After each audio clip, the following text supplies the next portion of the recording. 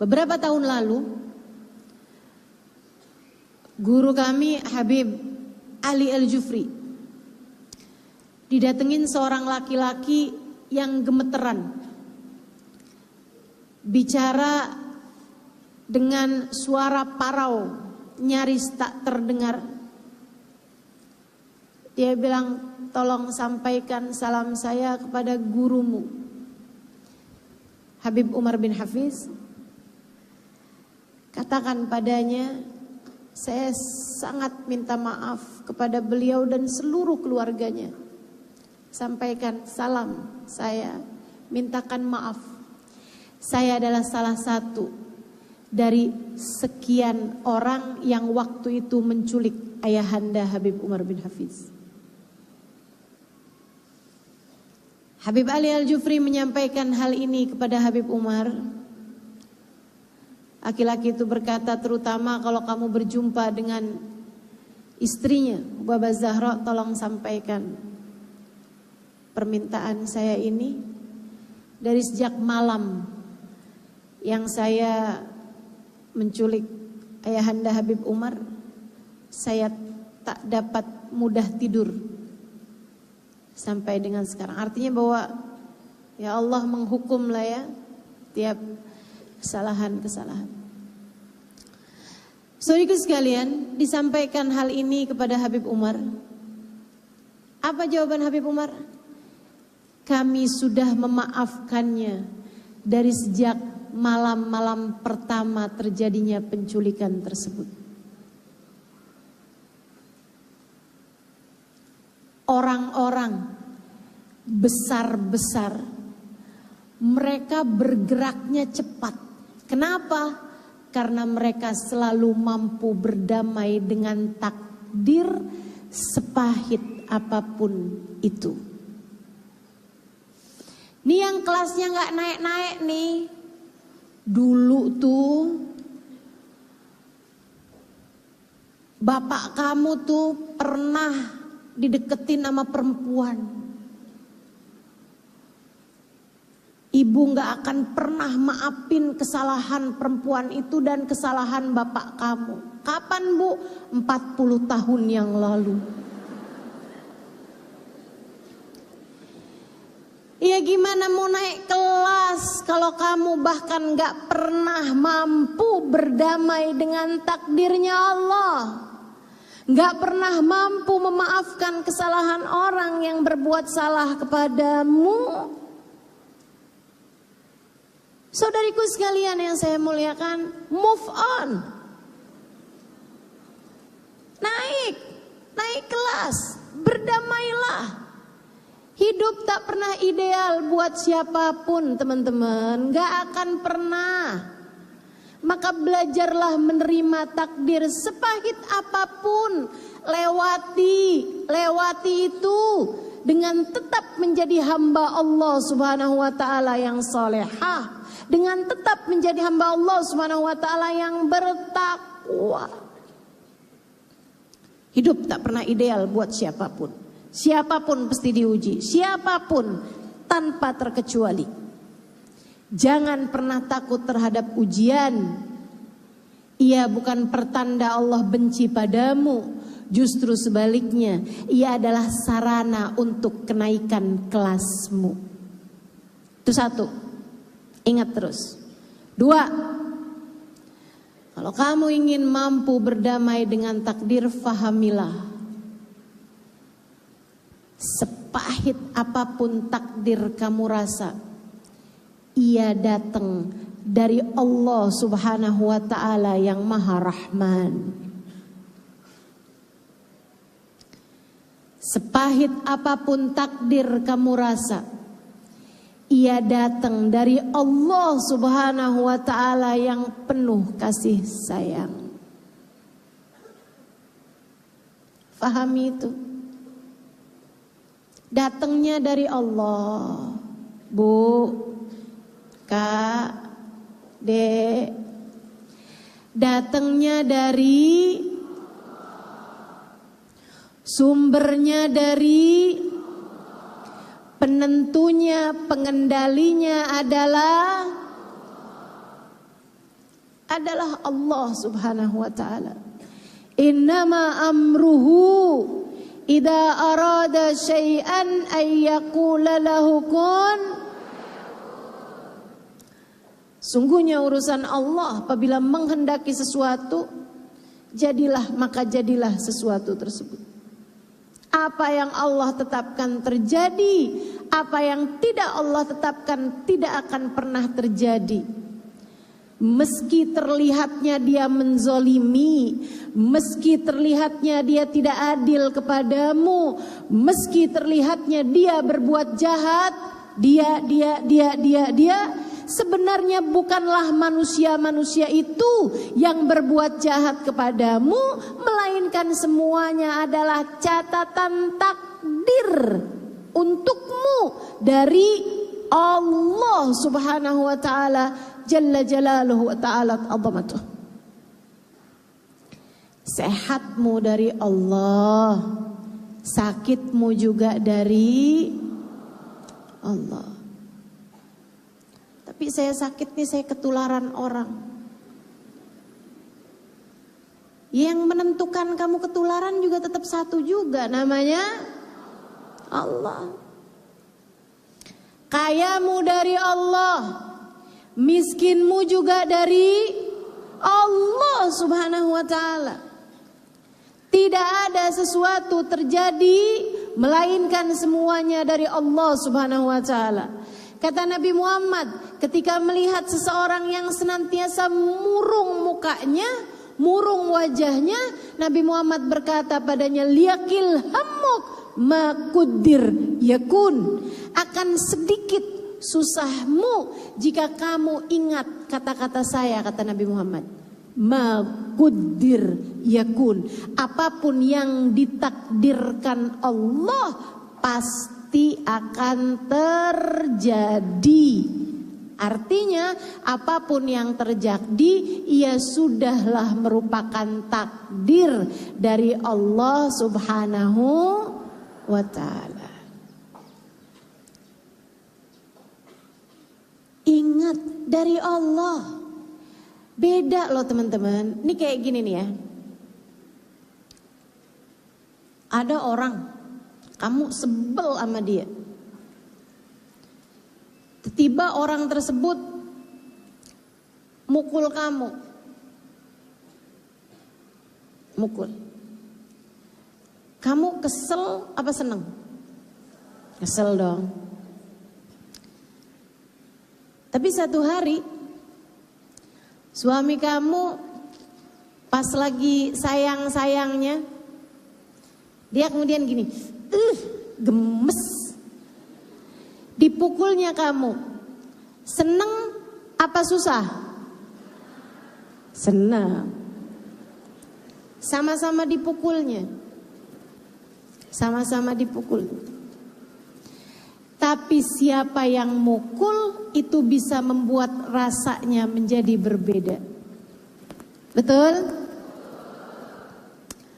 Bu, bayangkan, sekedar bayangkan aja. Kalau satu hari kamu berjumpa dengan Nabi Muhammad,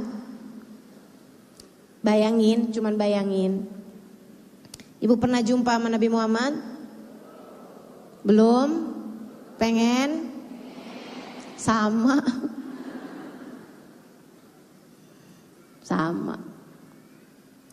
Saudariku sekalian yang saya muliakan, tapi bayangin. Kalau kamu datang kepada Nabi Muhammad, ketemu sama Nabi Muhammad, terus Nabi Muhammad meludahimu, Rasul doain saya. Oh gitu. Diludahin sama Nabi Muhammad. Kamu seneng apa kamu astagfirullah Nabi Muhammad ludahin saya? Atau kamu bilang alhamdulillah makasih ya Rasulullah, makasih. Kalau saya sih diludahin sama Nabi, ludahnya mau saya ratain. Betul begitu? Kalau ada orang lain ngeludahin kamu,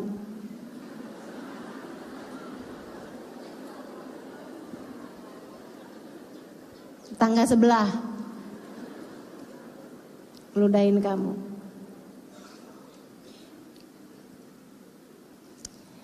Sama-sama meludahnya, tapi rasanya bisa berbeda. Kenapa begitu? Karena tergantung siapa yang melakukan itu.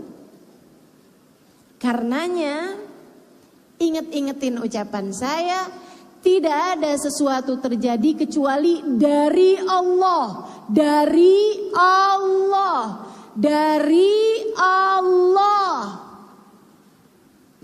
Kalau ada yang menyedihkan hatimu, ingetin, wahai hati, ini dari Allah. Wahai hati, ini dari Allah. Dari Allah. Kalau lagi sakit, saya suka ingetin kayak gitu.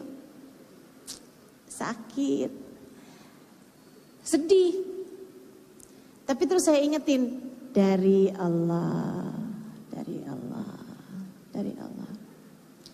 Jauh lebih ringan. Kita akan jauh lebih mudah berdamai dengan keadaan apapun yang tidak menyenangkan ketika kita ingat bahwa semua takdir, semua yang tidak menyenangkan tersebut datangnya dari dan Allah, Bu, Kak, Dek. Kalau lagi ngasih sesuatu yang tidak menyenangkan bukan karena membencimu, bukan. Justru karena menyayangimu. Innallaha idza ahabba abdan ibtalah. Allah kalau cinta sama seorang hamba, Allah akan menguji hamba tersebut. Sama kayak kamu lagi sakit. Kamu lagi sakit, kamu kemudian datang kepada ayahmu yang adalah seorang dokter yang paling profesional. Misal, kamu punya ayah, kamu punya bapak, seorang dokter yang sangat profesional. Kamu lagi sakit, kamu datang kepada ayahmu. Ayahmu sangat sayang padamu. Ketika dilihatnya kamu sakit, ayahmu gak kemudian, ya ampun nak, sakit ya nak ya. Oke kalau gitu ayo makan es krim. Gak ada, saya gak pernah tahu ada dokter kayak begitu. Oh kamu lagi sakit ya nak ya. Ayo deh kalau gitu. Kamu ayah kasih mainan, ayah kasih. Gak ada teman-teman. Ketika dilihat anak yang disayanginya sakit, apa yang akan dilakukan oleh seorang ayah yang penyayang kepada anaknya? Ada 3 tingkatan. Kalau sakitnya ringan, biasanya cukup dikasih obat. Disuruhnya kamu, anaknya tersebut untuk minum obat. Dan kebanyakan obat itu adalah pil yang sangat pahit. Karenanya dalam hidup kita selalu berjumpa dengan pil-pil pahit dalam kehidupan. Itu adalah cara Allah untuk menyehatkanmu. Wah ini sih bukan pil pahit lagi nih Ustazah. Lebih daripada itu rasanya, ya ampun. Sakit banget hati saya. Sedih banget saya. Oh iya. Karena memang terkadang ketika penyakitnya lebih berat daripada itu, bukan hanya pil pahit yang diberi, akan tetapi disuntik. Dalam hidup terkadang kita juga diberi ujian-ujian yang rasanya kita lagi disuntik. tapi tak ada maksud dari pelakunya, dari yang menetapkannya, dari yang menentukannya, selain karena cintanya kepadamu itu. Dia cinta, makanya kamu diuji. Kalau nggak dikasih pil pahit, kalau nggak disuntik, penyakitnya terlalu berat. Keadaannya nih terlalu jelek banget nih. Akhlaknya jelek, ibadahnya jelek, nih harus dikembalikan. Gimana caranya nih biar sehat nih? Penyakitnya udah terlalu berat nih. Terkadang Allah mengembalikan hamba-hambanya dengan cara dioperasi. Rasanya bukan main. Dalam hidup demikian, Allah berbuat kepada hamba-hamba yang Dia cinta. Yang kamu perlu lakukan adalah tetaplah husnuzan, tetaplah berbaik sangka, tetaplah cinta. Berucaplah seperti ucapan baginda Nabi Muhammad. Setiap kali datang hal yang tidak menyenangkan dalam kehidupan beliau, beliau akan berkata, Alhamdulillah ala kulli hal, inna lillahi wa inna ilaihi raji'un. Terima kasih ya Allah atas keadaan apapun yang kau tetapkan. Kami semua milik-Mu dan hanya kepadamu-lah kami akan dikembalikan. Berterima kasih kepada Allah dalam segala keadaan. Itu. Pengendalinya adalah Allah. Ibu pernah naik pesawat? Banyak yang pernah, banyak juga yang belum. Saya kasih tahu.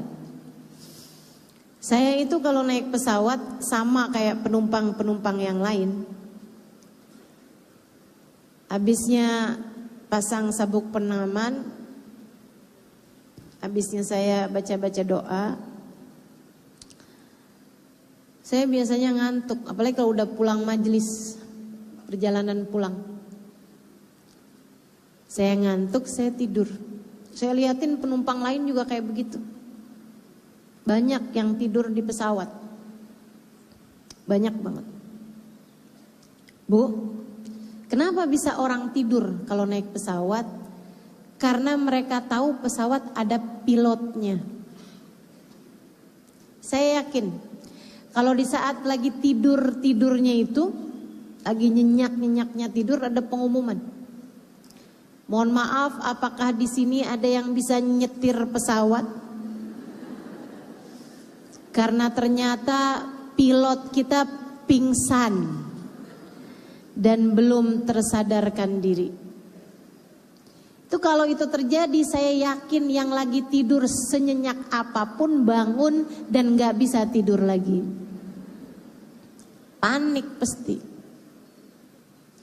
Kenapa kita bisa tenang di dalam pesawat? Karena kita tahu pesawat ada pilotnya. Ada yang mengendalikannya, ada yang nyetirnya. Bu, Kak, Dek, hidupmu ini ada yang nyetir. Hidupmu ini ada pengendalinya, namanya Allah Subhanahu wa ta'ala. Kenapa kamu tidak kencangkan sabuk pengamanmu? Tenangkan hatimu, berdoalah, kemudian rilekslah, santailah, tidurlah. Yang enak, hidup tuh yang enak. Udah gak usah banyak kepikiran, suami saya kemana ya? Sekarang nih dia mulai sering ngaca, mulai sering sisiran pakai minyak wangi, kemana dia sebenarnya? Ya kamu nyiksa diri namanya. Jangan dibuat hidup kayak begitu, yang santai, tenang, ada pengendalinya. Namanya Allah. Hidupmu akan susah, hidupmu akan menderita kalau di dalam kehidupan ini kamu terus-terusan berusaha mengendalikan sesuatu yang tidak berada dalam kendalimu. Sehatnya badan anak-anakmu di luar kendalimu. Rasa cinta yang ada di hati suamimu di luar kendalimu. Jangankan mau mengendalikan hatinya, Bu, ngendaliin hati kamu sendiri aja gak bisa. Iya. Iya. Emang bisa ngendaliin hati sendiri? Ngendaliin hati sendiri aja gak bisa. Gimana mau ngendaliin hati orang? Kamu jaga kesehatanmu sendiri bisa? Enggak, entar sakit lagi, entar sakit lagi. Kenapa bisa begitu? Karena kesehatanmu tidak berada dalam kendalimu. Lah mengendalikan kesehatan diri sendiri aja nggak bisa, apalagi mengendalikan kesehatan orang lain. Anak saya jangan sampai sakit. Ya susah hidup kamu kalau kayak begitu mikirnya. Jangan berusaha mengendalikan sesuatu yang remote kontrolnya tidak berada dalam kendalimu. Rilekslah, tenanglah, bersandarlah, fahamilah bahwasanya pengendali hidup ini adalah Allah. Fahamilah, mengertilah dirimu, anakmu, suamimu bukanlah milikmu melainkan miliknya Allah. Ingat teori tukang parkir. Bu, pernah lihat tukang parkir depan Indomaret? Yang waktunya kita parkir dia nggak ada. Giliran kita mau keluar baru mendadak dia muncul entah dari mana. Tukang parkir tuh. Kalau lagi banyak mobil, motor yang parkir bagus-bagus dia nggak bangga. Dia nggak bilang liatin dong. Di parkiran saya semuanya ada. Nggak pernah bangga dia. Ketika mobilnya, motornya diambil satu-satu sampai jadi kosong, dia juga nggak sedih. Iya ampun, kok bisa sih diambilin lagi? Nggak ada tuh yang dia susulin, ditarik lagi motornya. Parkirin dong di tempat saya, nggak ada. Banyak mobil, banyak motor dia nggak bangga. Ketika diambil satu-satu dia nggak sedih. Kenapa? Karena dia tahu dia tidak pernah memiliki, dia hanya dititipi. Begitulah kamu di atas muka bumi ini. Fahami makna inna lillahi wa inna ilaihi raji'un. Semua miliknya Allah. Bukan punyamu, bukan punyamu.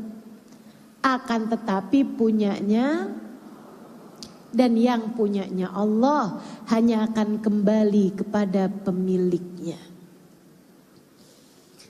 Lagi perutmu sakit, gak usah berlebihan, dinikmati aja. Ia mengingatkanmu bahwa perutmu bukan milikmu, perutmu miliknya. Anakmu lagi sakit, gak usah bereaksi berlebihan. Diobatin iya, dibawa pergi ke rumah sakit iya. Akan tetapi jangan panik, tenang, tenang. Allah sedang mengingatkanmu bahwa anakmu bukan milikmu, anakmu miliknya. Suamimu lagi pergi karena kecantol janda belakang rumah. Jangan panik. Ingatkan dirimu, suamimu bukan milikmu. Suamimu miliknya.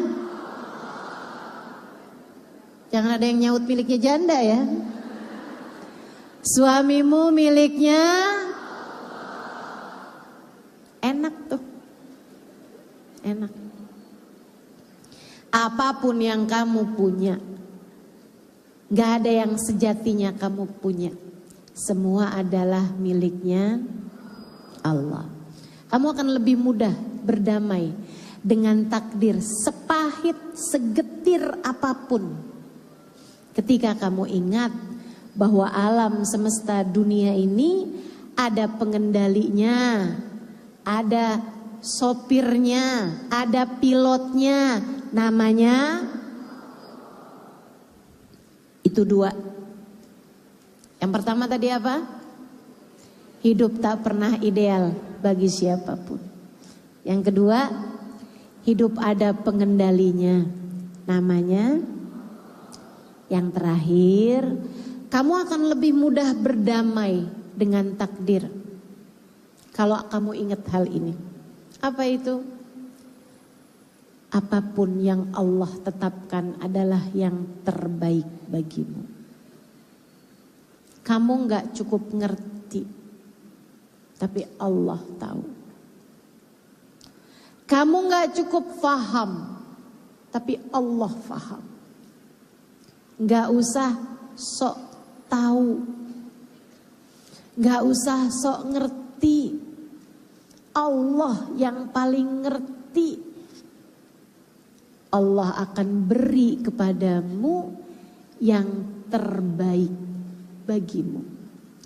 Maka ucapkanlah dalam segala keadaan, alhamdulillah.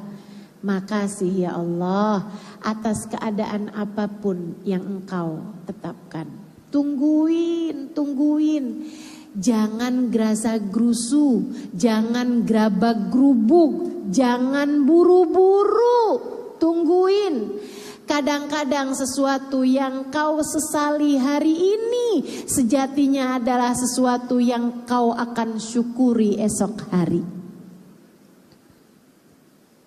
Ada orang musafir di perjalanan, gak punya kendaraan.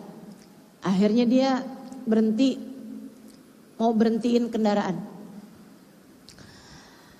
Berdiri di pinggir jalan, hendak memberhentikan kendaraan, mau ikutan jalan. Datang mobil, bagus banget, lewat di jalanan tersebut. Dia berusaha berhentiin, gak berhenti-berhenti.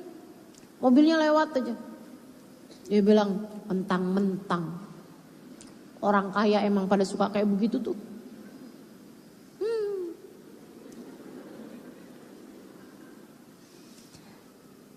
Gak lama dari dia berdiri di situ, lewat lagi mobil. Mobilnya kayak gerobak. Dia gak mau berhentiin sebenarnya. Mobilnya berhenti. Bu, Pak, mau kemana? Yuk ikut aja yuk. Capek loh kalau jalan. Ya udah dah, daripada jalan. Dia masuk ke mobil itu. Gak ada AC-nya. Lagi tengah-tengah jalan, mereka kemudian ngelewatin jurang. Ketika lewat jurang itulah dia melihat sebuah pemandangan yang sangat mengenaskan. Dia bilang, tunggu Pak, sebentar berhenti Pak. Dia turun dari mobil itu, di atas jurang itu dilihat ke bawah. Mobil mewah yang tadi lewat di depan dia sudah terbakar jatuh ke jurang saat itu. Saat itulah dia sujud syukur, kemudian bilang, alhamdulillah tuh mobil gak berhenti. Kalau tadi tuh mobil berhenti, sekarang saya sudah hangus bersama dengan yang ada di dalamnya. Kadang-kadang hidup tuh isinya begitu. Kalau aja kamu tahu apa yang sedang Allah hindarkan untukmu, niscaya Kamu akan bersyukur ketika datang sesuatu yang tidak mengenakan, tidak menyenangkan dalam kehidupanmu. Gitu. Allah tuh sering kali tuh ngasih sesuatu yang gak enak untuk menghindarkanmu dari bencana yang jauh lebih besar lagi. Jadi gak apa-apa. Tetaplah bertahan, tetaplah yakin apapun yang Allah tetapkan adalah yang terbaik.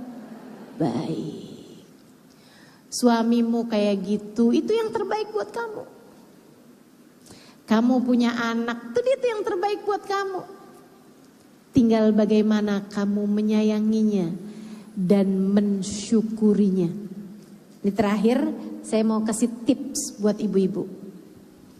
Kalau kamu kepengen kebaikan-kebaikan apapun, Allah udah janji, la in syakartum la azidannakum wa la in kafartum inna adzabi lasyadid. Kalau kamu syukuri bakalan aku tambahi, kata Allah. Kalau kamu ingkari nikmat dariku, azabku pastilah sangat pedih. Kalau kamu pengen kebaikan apapun, pandai-pandailah mensyukurinya. Misalnya, suami saya tuh keras, oke. Lupakan itu. Tapi kan suami pasti ada kebaikannya juga. Ya kan? Suami saya keras, tapi dia nggak pernah keberatan buat ganti galon. Buat ngangkatin galon.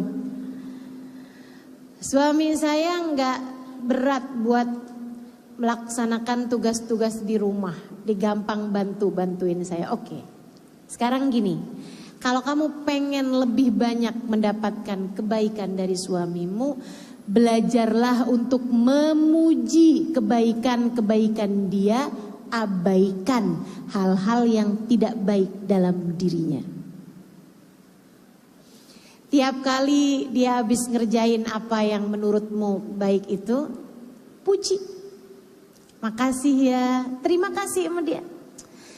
Kamu emang jagoan. Makasih ya, kamu emang juara. Menurut kamu pilpres nih siapa yang menang? Suami kamu nanya. Suami ini nanya. Kamu jawab aja, kalau di hati saya kamu selalu jadi pemenangnya.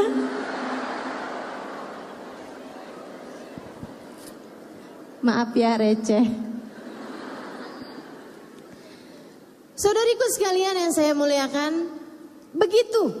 Kalau kamu ingin, suamimu pasti akan semakin banyak kebaikan-kebaikannya. Oh, karena dipuji dia jadi senang berbuat baik. Bukan gitu. Tapi masalahnya ada pada sang pengendali. Ketika Allah lihat kamu pandai bersyukur atas kebaikan yang kamu terima, yang sejatinya dari Allah juga, la in syakartum la azidannakum.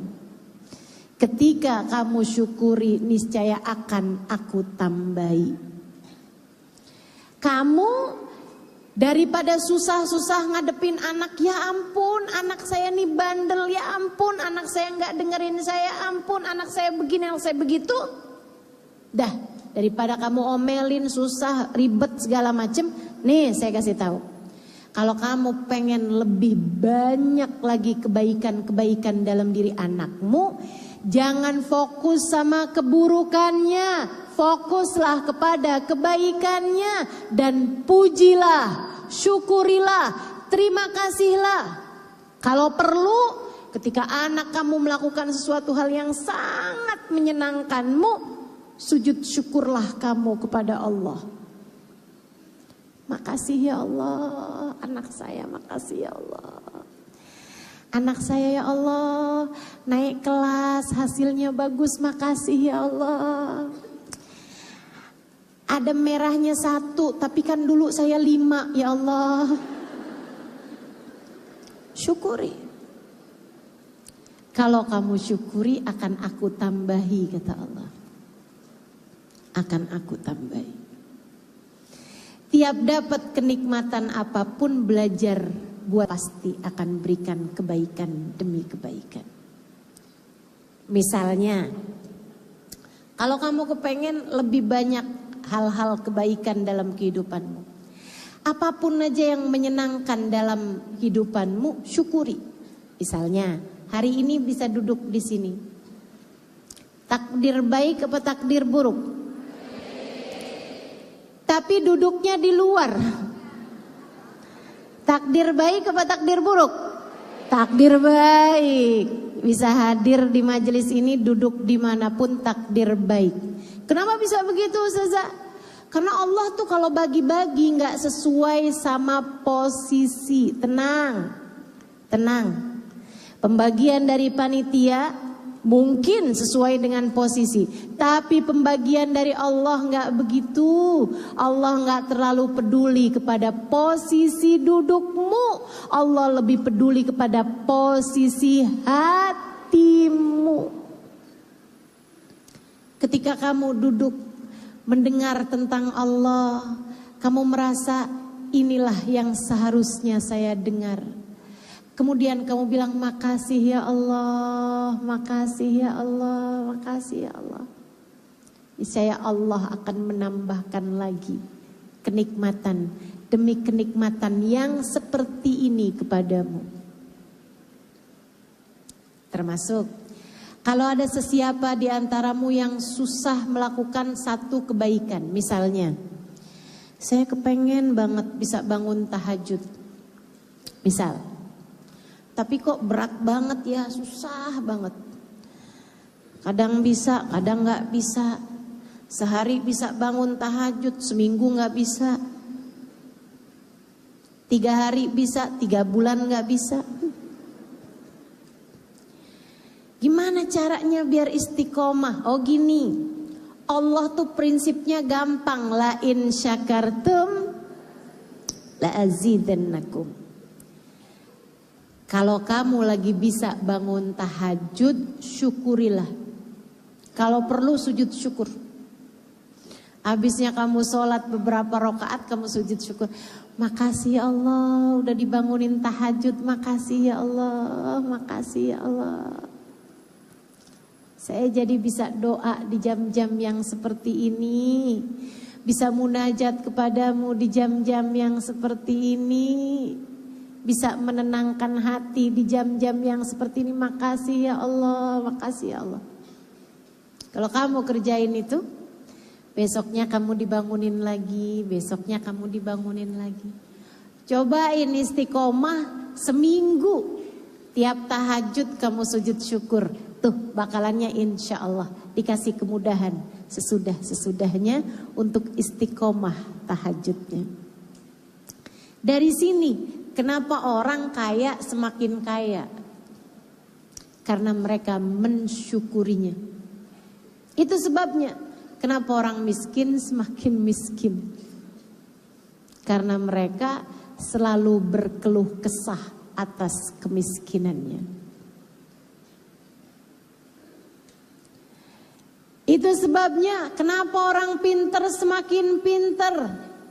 Karena setiap kali mereka mendapatkan tambahan ilmu, mereka mensyukurinya. Makasih ya Allah. Alhamdulillah jadi tahu. Makasih ya Allah. Tambah pinter tuh mesti. Allah bakal tambahin. Demikian pula kita.